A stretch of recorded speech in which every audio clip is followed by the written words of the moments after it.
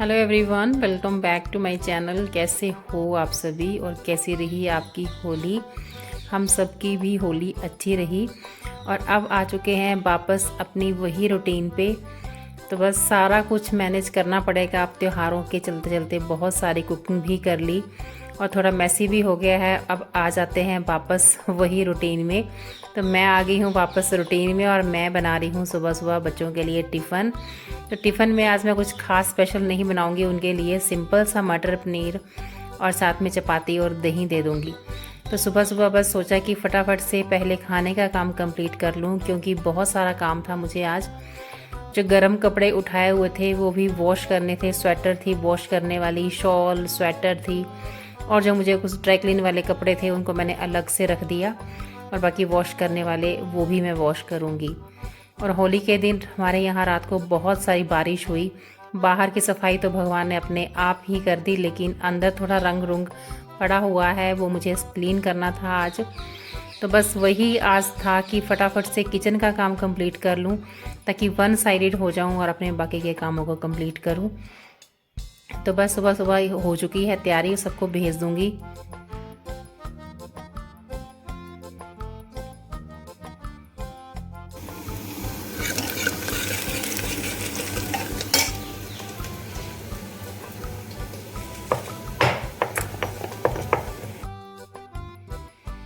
तो बस मेरी सब्ज़ी भी बन चुकी है और उसके बाद मुझे अभी दाल भी बनानी है, क्योंकि दोपहर को राइस बनते हैं। तो बस सब्ज़ी बना लूँगी और फिर उसके बाद किचन को ठीक करूँगी मैं।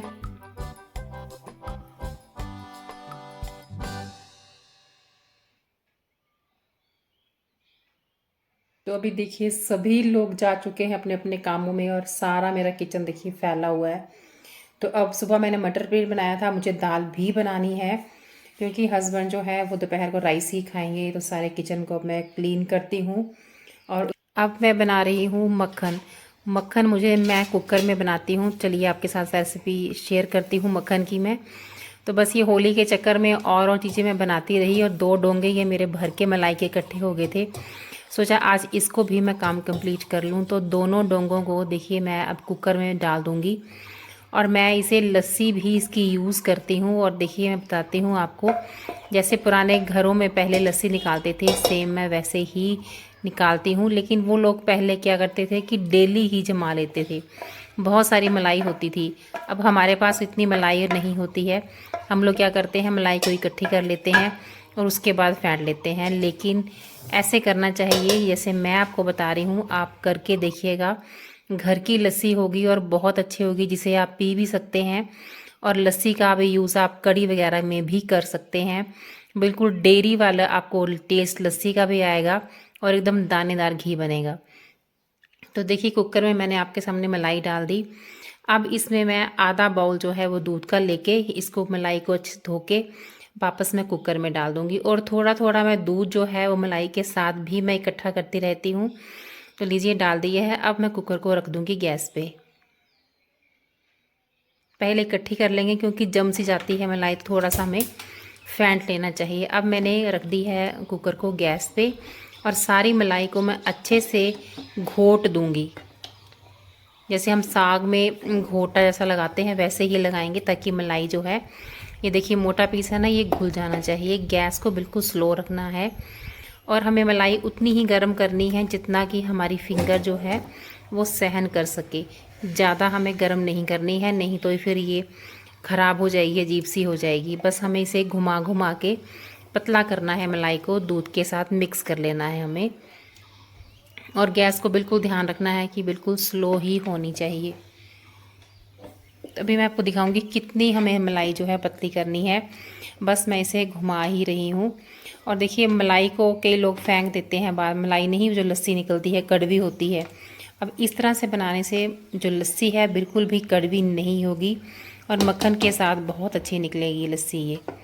तो देखिए इस तरह से घुमा लिया है मैंने, साइड से मैं दबाती भी जा रही हूँ इसको। देखिए अभी थोड़ी सी कसर है इसमें और ये घुल जाएगी।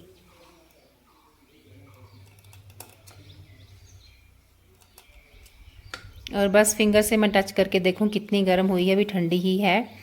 क्योंकि फ्रिज में से निकाली हुई होती है तो काफ़ी ठंडी होती है। तो बस स्लो आंच पे इसको घुमाते रहेंगे और ये हल्की सी गर्म भी हो जाएगी। देखिए इस तरह से पतली कर लेनी है हमें। बस इसके बाद मैं दही लगा के इसको, इतना बड़ा कुकर है 3 लीटर का भरा हुआ है, तो इसमें कम से कम 1.5 चम्मच दही जाएगा। तो बस मैंने दही लगा दी है। अब मैं कुकर का ढक्कन लगा दूंगी और गैस को ऑफ कर दूंगी। बस ये ढक्कन लग चुका है और इसे मैं बाहर रखूंगी और बाहर दिखाती हूँ कितनी अच्छी धूप है। अब मैं इसे धूप में ही रखूंगी और 4-5 बजे के करीब मैं इसका मक्खन निकाल लूँगी।